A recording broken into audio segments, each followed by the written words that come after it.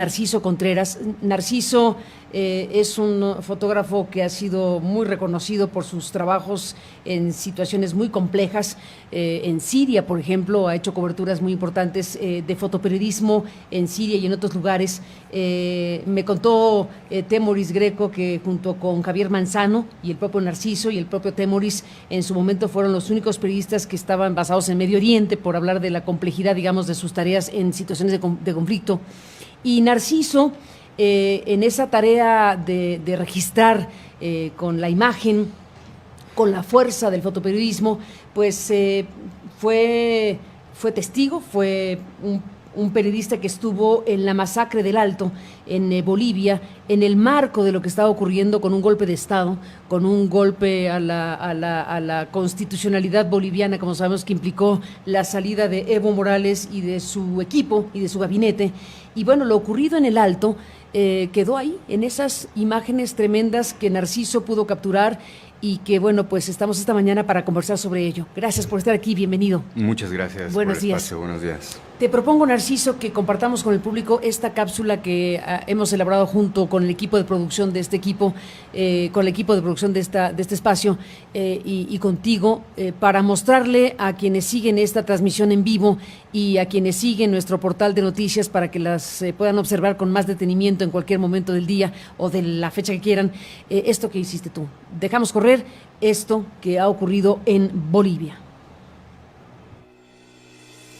El 10 de febrero se conmemoran 3 meses del golpe ejecutado en Bolivia, que marcó el fin del gobierno liderado por el presidente en el exilio, Evo Morales. El 10 de noviembre, Evo renuncia a su cargo después de perder el apoyo del ejército al sugerir el comandante en jefe de las Fuerzas Armadas, William Calimán, la renuncia del mandatario. Las protestas se encienden en todo el país pidiendo el retorno del depuesto presidente indígena, y las fuerzas de policía amotinadas se ven rebasadas. El 12 de noviembre, la vicepresidenta del Senado, Yanine Áñez, se autoproclama presidenta de Bolivia con la promesa de llamar a nuevas elecciones. Se ejecutan bloqueos masivos en todos los departamentos de Bolivia, paralizando la infraestructura del país. Grandes concentraciones se realizan en Cochabamba, Chapare y El Alto. El 15 de noviembre, Áñez lanza un decreto para habilitar a las fuerzas militares de marco jurídico para retomar el control de la seguridad del país. Esa tarde sucede la primer masacre cuando 9 personas caen abatidas en la ciudad de Sácaba en enfrentamientos con el ejército, quien abrió fuego contra los manifestantes armados con piedras y palos. Los enfrentamientos escalan en todo el país. Diversos sectores sociales llaman a un levantamiento popular bajo la consigna, ahora sí, guerra civil. El martes 19 de noviembre, tras el anuncio por parte del gobierno de recuperar el control de una de las mayores plantas de combustible en la ciudad de El Alto, la planta de Sencata, helicópteros y tanquetas militares son desplegadas para romper el bloqueo de civiles. Comienzan los violentos enfrentamientos. Docenas son detenidos y hay acusaciones de desapariciones forzadas por parte del ejército. Diversos testimonios de heridos y testigos mencionan que los militares esconden 2 muertos dentro de la planta. Vecinos y familiares reclaman los cuerpos arremolinándose y rompiendo una barda de la planta.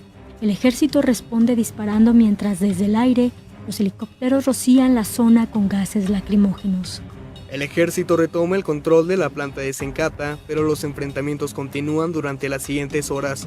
Miles se van sumando de los departamentos cercanos a la concentración de civiles que exigen la renuncia de Áñez y el retorno del presidente en el exilio, Evo Morales. Conforme avanzan las horas, se cierra el acceso a la ciudad de El Alto. Sin la presencia de medios ni la prensa internacional que cubría los enfrentamientos por la mañana, caen los primeros muertos cuando las fuerzas de seguridad y los militares abren fuego contra los civiles desarmados que se enfrentan con piedras, ondas y palos.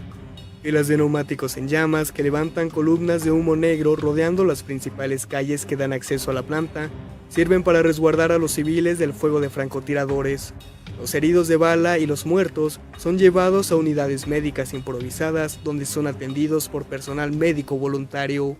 Al caer la noche cesan los enfrentamientos, pero los helicópteros continúan sobrevolando la zona intermitentemente. Los muertos son trasladados a la iglesia de San Francisco de Asís en El Alto, a un costado de una clínica improvisada donde aguardan ser reconocidos por sus familiares. 6 cuerpos se juntan en el recinto y son expuestos durante la noche. Cientos se juntan y lloran los decesos. La Defensoría del Pueblo de Derechos Humanos declara que 3 personas murieron en enfrentamientos, mientras que el ejército dice en un comunicado haber llevado a cabo una operación pacífica después de negociaciones y diálogo, negando que el ejército haya disparado una bala. En la oscuridad, el llanto y la tensión apuntan a un desenlace incierto. Al amanecer, miles comienzan a llegar a El Alto para celebrar un cabildo y los funerales de los civiles abatidos. 3 días después, el 22 de noviembre, una misión de la Comisión Interamericana de Derechos Humanos llega a Bolivia para recoger los testimonios de lo ocurrido durante 3 días de indagatorias. En su informe, concluyen que las fuerzas militares y policiales del gobierno de facto de Jeanine Áñez abrieron fuego contra la población civil, dejando un saldo de 36 muertos y más de 50 heridos. Califican las acciones como una masacre. Una masacre es la expresión que cabe para una circunstancia de esta naturaleza. Narciso Contreras, fuiste el único fotógrafo que estuvo ahí registrando estas imágenes, el único fotógrafo que estuvo en El Alto en el momento en que estaban ocurriendo estos hechos. Exactamente. Primero, gracias por el espacio y tener la oportunidad de contar esta historia. Ahora que estaba escuchando la crónica de los eventos, es bastante fuerte remontarse nuevamente a ese momento. Porque exactamente, como mencionas, hubo un momento en que ya no había medios, ya no había prensa internacional, ya no había nadie. Y es exactamente cuando ocurre todos estos decesos, estas muertes. Por alguna fortuna me tocó a mí estar ahí y tomar las fotografías de todo el proceso.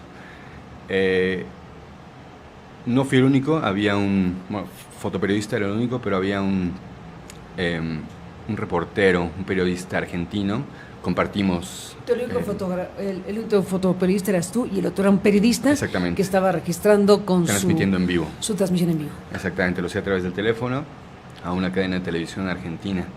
Fuimos los únicos que pudimos dar seguimiento a todo este evento y afortunadamente tuve la oportunidad de documentar y estar cerca de todo el proceso para observarlo y presentar esto que estamos haciendo ahora. Es un evento importante en la crisis política del país en este momento. Absolutamente, un evento crucial para un momento de golpe de Estado, que es lo que estaba en curso en ese instante. Estas fotografías tuyas que estás compartiendo en este espacio aquí en México, ¿por qué no se publicaron? ¿Por qué esto lo estamos viendo apenas ahora? Es una pregunta que yo he elaborado con otros colegas en diferentes espacios. Es difícil saber por qué no se publicaron. Estuvieron en la mesa de medios importantes, de agencias importantes en todo el mundo, prácticamente. Tú como periodista independiente, como fotoreportero independiente, pusiste a disposición de medios estas imágenes que ahora estás compartiendo acá. ¿Y nadie las tomó? No, tuvieron muy buen recibimiento. Las agradecieron, pero no se publicaron. ¿Por qué? Es difícil saber por qué. Pueden ser una serie de factores Era diversos. una masacre. Puntualmente. Tiempo después, la Comisión Interamericana de Derechos Humanos, que por cierto supe ahora que me dijiste, habló contigo, sí. La CID sí se pronunció abiertamente sobre el tema y dijo que eso había sido una masacre. La palabra utilizada fue esa. En el informe que liberaron. Tratándose de un evento tan crudo, tan grave, tan definitorio de un momento como el que vivía Bolivia, ha vivido y vive Bolivia, queda esa gran pregunta: ¿por qué no se dio cuenta y registro mundial de estas imágenes? Era muy delicado el proceso que vivía el país. Se temía que se desbordaran las protestas. La gente diversos sectores llamaban a un levantamiento popular, ¿no? Esta consigna de ahora sí guerra civil se escuchaba por todos lados. Podía ser un desenlace esperado o no, dependía de cómo se manejara la situación o cómo se fueran sucediendo los eventos. Da la impresión de que había una cobertura muy bien calculada de alguna forma, pero al mismo tiempo la región entera estaba desbordándose. No solamente era Bolivia, era Chile, era Ecuador, y sucedían muchos eventos simultáneamente, ¿no? Podía ser una cuestión también de, no sé, son diversos factores, desde el costo de una cobertura. La mayoría de colegas fotógrafos que estaban cubriendo los eventos en la región estaban en Chile, no en Bolivia, porque se esperaba en Chile un desenlace mucho más. Bueno, estaba efervescente grande, América ¿no? Latina y Chile era el foco de atención. Exactamente, Principalísimo, pero Bolivia también. O sea, como dijiste, Ecuador, Ecuador, Bolivia, en fin, un contexto verdaderamente intenso que vivió América Latina en 2019, pero Bolivia era estelar, estaba ocurriendo un golpe en ese momento. De esa naturaleza, de esa magnitud, sí, era un evento bastante importante en la región, de gran impacto. Sí.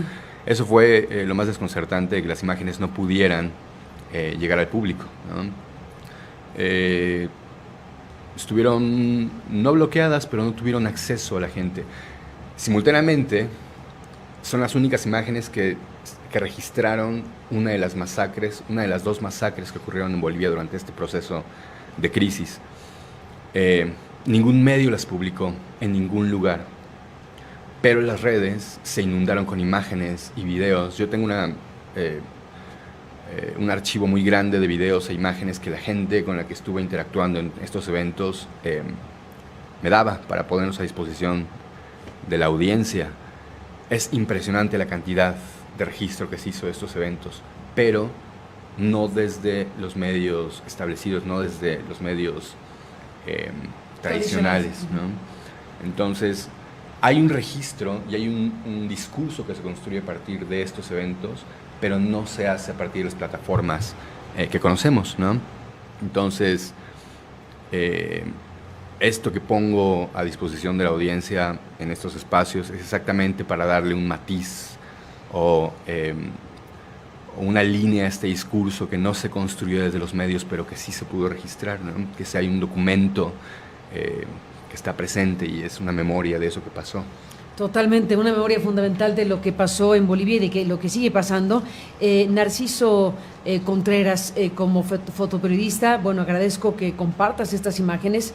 Las masacres dejaron 36 muertos según la contabilización de la CID en su momento. Estas masacres de las que estamos hablando, una de las cuales está aquí registrada en las imágenes. Y Bolivia sigue su curso. Ahora estamos en un proceso en donde veremos qué ocurre con una elección, producto de una circunstancia de esta naturaleza. Bien a bien, no queda claro cómo va a desarrollarse este proceso. Deseamos sinceramente que Bolivia logre restituir el orden constitucional, y si la salida es un proceso electivo en donde van a participar los golpistas y los miembros del MAS, con Evo Morales como candidato a senador, bueno, todo este conjunto de cosas sigue generando una gran inquietud. ¿Qué va a terminar de ocurrir en Bolivia? Sé que vas a irte a Bolivia de regreso. Tengo la intención de regresar y cubrir el proceso de las elecciones. Va a depender también mucho cómo circulen y el impacto que estas imágenes puedan tener durante este proceso, ¿no? Yo pude ver de primera mano la reacción de la gente hacia los medios, ¿no? Hay un rechazo abierto, hay confrontación, no hay aceptación. E imágenes como estas son muy sensibles en el contexto de crisis o de transición que está viviendo el país. Entonces, yo quisiera pensar que pueden servir como un elemento para construir un diálogo en los términos en que este diálogo se dé, y que eso no afecte mi retorno a Bolivia, ¿no? Uh-huh. Entonces, va a ser interesante. Simultáneamente que estamos haciendo esta presentación en diferentes plataformas, como este espacio, queremos hacer una exposición para darle también a la audiencia, al público, la oportunidad de tener otro espacio para poder... Para verlas más pausadamente. Exactamente. ¿Eso lo tienes ya definido? ¿Dónde va a ser la exposición? Lo estamos trabajando ahora mismo. Queremos hacerlo en este marco del proceso previo a las elecciones, Es un momento importante que está viviendo el país, y esta historia, que no ha sido contada todavía de esta manera gráfica, tendría un buen momento para crear este espacio de Debe ser reflexión. contada de mil maneras en las plataformas que puedan tenerse precisamente para ello.